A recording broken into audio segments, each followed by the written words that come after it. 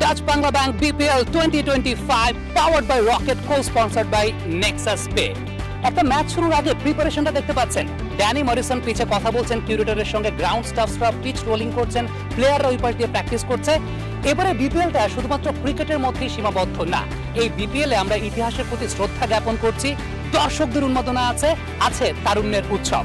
July August আত্মত্যাগের প্রতি শ্রদ্ধা জ্ঞাপন করার পাশাপাশি যুব উৎসব 2025-এর সঙ্গে একেবারে মিলেমিশে একাকার হয়েছে এবারের বিপিএল, পেয়েছে অনন্য মাত্রা।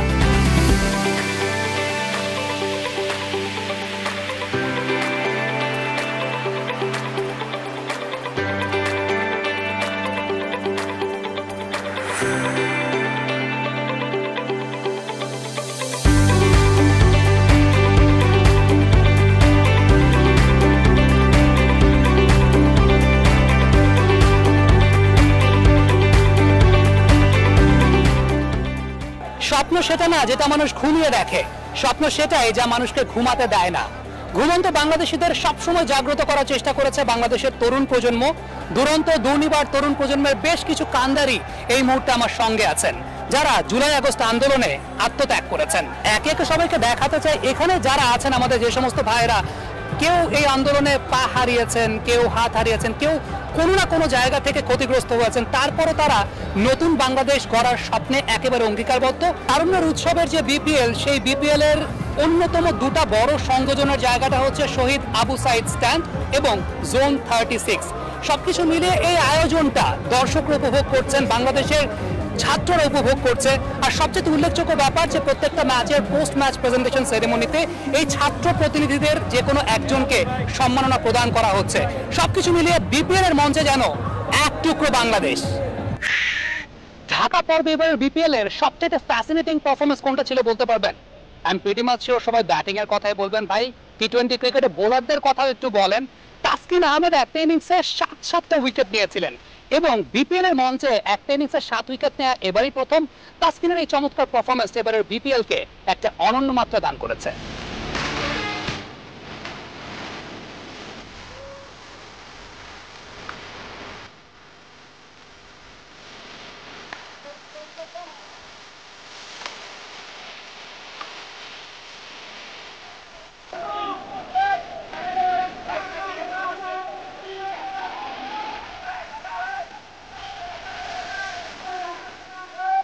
বিপিএল এর অ্যাটমসফিয়ারটা সবসময় ইলেকট্রিফাইং, তবে সেই ইলেকট্রিফাইং অ্যাটমসফিয়ার একটা অনন্য মাত্রা দান করেছে এই জিরো ওয়েস্ট জোন। আমার পেছনে লেখা দেখতে পাচ্ছেন জিরো ওয়েস্ট জোন।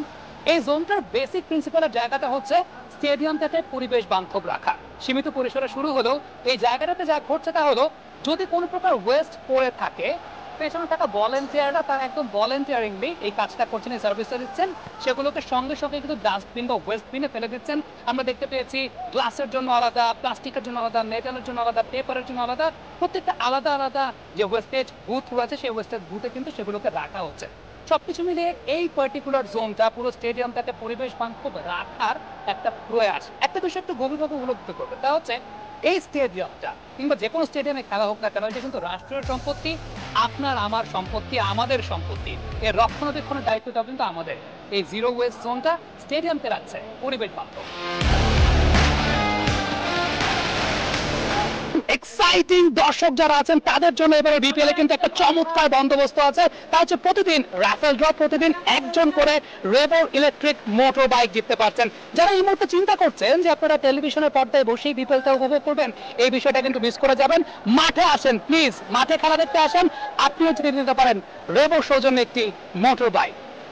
বিপিএল এর ঢাকা পর্বে 4 ছক্কার উন্মাদনা ছিল, আর যা ছিল তা হচ্ছে এই তারুণ্যের উৎসব। এটা শুনতে চাই।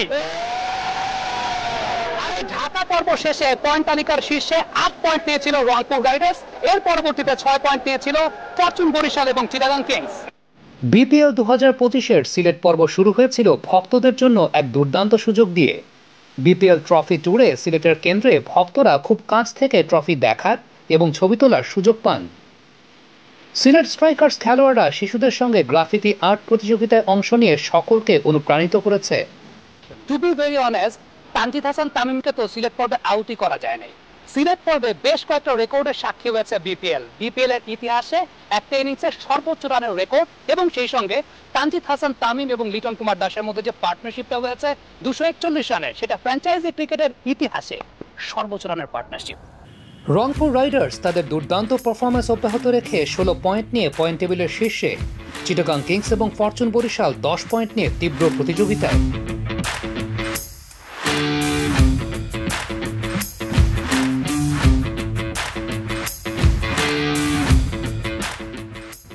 চট্টগ্রামে বিপিএল ট্রফি ও মাস্কটের জমকালো আয়োজন করে চিটাগাং কিংস।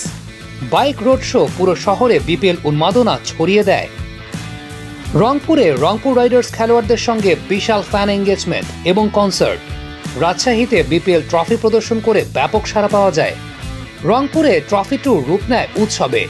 ভক্তদের সাথে খেলোয়াড়দের আড্ডা এবং কনসার্ট অনুষ্ঠান প্রায় উৎসবের আমেজ তৈরি করে।